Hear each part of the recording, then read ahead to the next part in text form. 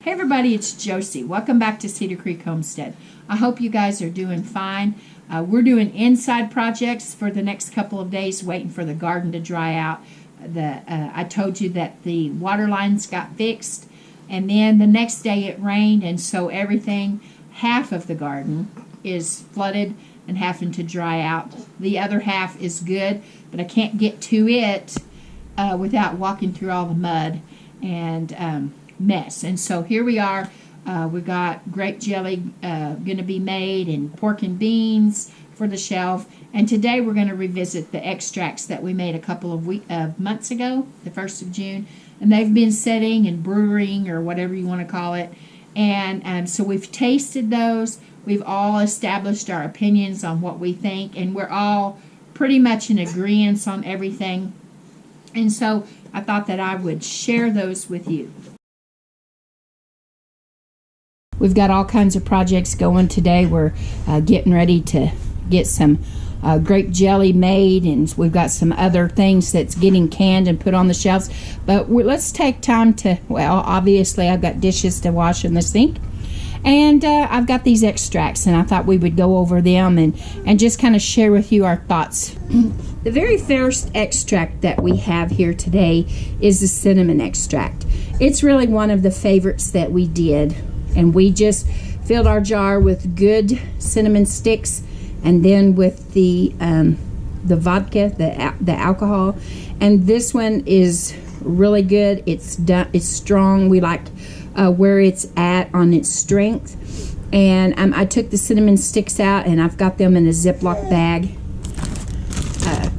right here. Not 100% sure what I'm going to do with those yet. I'm still researching that. I've got some ideas, and if you have any ideas for me, tell me down below what you would do with the cinnamon sticks that you took out of that. Now, some people say that you can leave your cinnamon sticks in there like you would your vanilla beans, and other people says that it makes your cinnamon extract bitter after a while, and so we chose to take the sticks out of that. But this one is the cinnamon, and we really like this one. The next two, and you can see, move these others back. The next two that we have are strawberry and cherry. Now the strawberry, this is actually, we made 2 jars of this, so they're averaging in about half of a pint jar. And so this is 2, and we really like this. It is a really good light strawberry flavor, and we were all a fan of this one.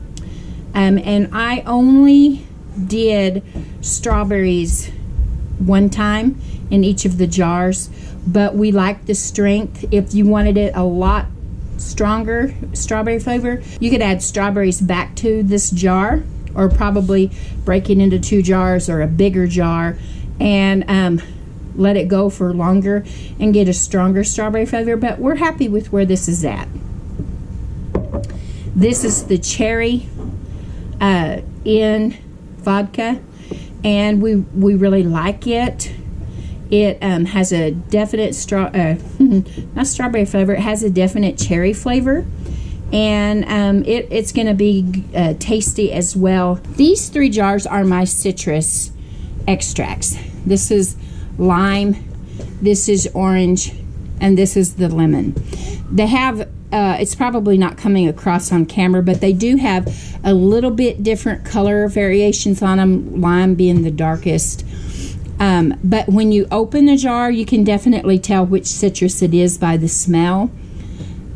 Just by themselves, they're definitely got a strong flavor that was kind of off-putting to me at first, but I tried it a few different ways, and with the other ingredients that you would add in a recipe, with your adding the sweetness to it, that all counterbalances, and I think that these combinations will be really tasty, and be able to provide us with some citrus flavor even when we don't have fresh citrus available. Now for the 3 that I'm not 100% crazy about. This one is almond, and while it did work up, it is still, when you remove the lid, it still has an alcohol smell. It still has an alcohol flavor. However, you can taste a little bit of something, but I wouldn't necessarily be able to identify that it was almond that I was having.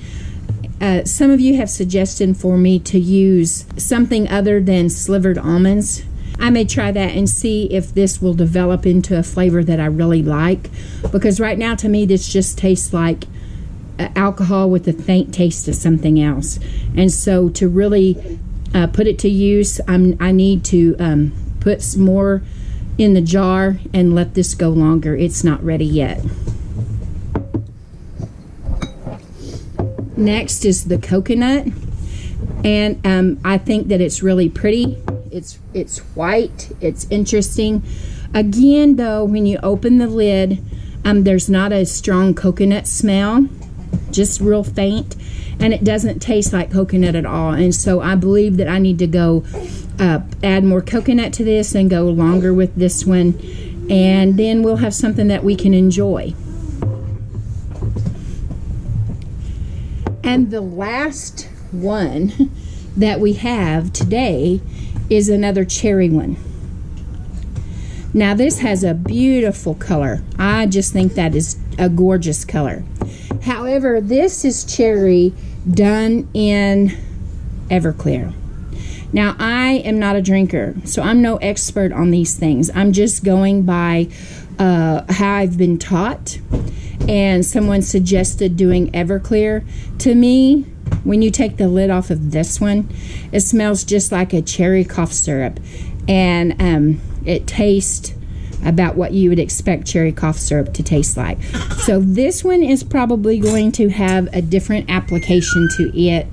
I'm going to see if I can't do something with this to make it some kind of remedy this winter. And I won't be doing anything like this again. Now I have yet to start vanilla. Vanilla is one that I enjoy. Vanilla, pure vanilla extract, and right now I just order my pure vanilla extract and pay a pretty penny for it. So that's next on my list, but I've got to order vanilla beans. I don't know a whole lot about them other than what I've been reading about, and I joined a group called Vanilla Pure, and they have a lot of interesting information on their website. You may check them out if you're interested in vanilla. And they also have all these extracts on there and recipes to do with the extracts. So you might be interested in checking that group out. I found them on Facebook, and they do have they have a Facebook group, and they have a website. I'm liking these homemade extracts. You can save a whole lot of money by making your own. And the vanilla beans are going to cost, they're expensive, but vanilla beans are something that gets better over time. And so it's an investment, expensive at first, but delicious. Okay guys, there you have it. Homemade extracts for your pantry shelf.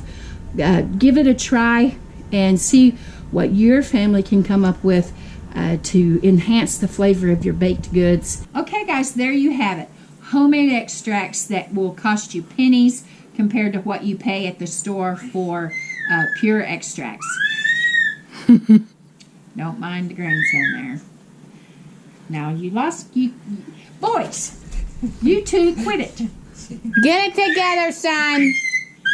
Look at his daddy. His daddy's making him do it. Guys, homemade extracts that are pennies on the dollar compared to what you can buy at the grocery store. Plus, you know, the ingredients that you've put in it. And it's something to, I think raspberry extract would be really good. And there's other kinds of extracts that we could make and add to our pantries. And I hope you give these things a try. Now, everyone won't agree on the taste of all of these things. And it could be that you might need to add more or less strawberries or cherries or whatever it is that on the extracts that you like. Like I said before, I'm not an expert on alcohols. I know that people use different alcohol bases, but I'm usually a teetotaler, and so I don't really know anything about that stuff. So until next time, guys, this is Josie. I love you guys. I really do. Keep looking well to the ways of your household. Keep looking for ways to save money on your budget. Until next time, guys, we're gone.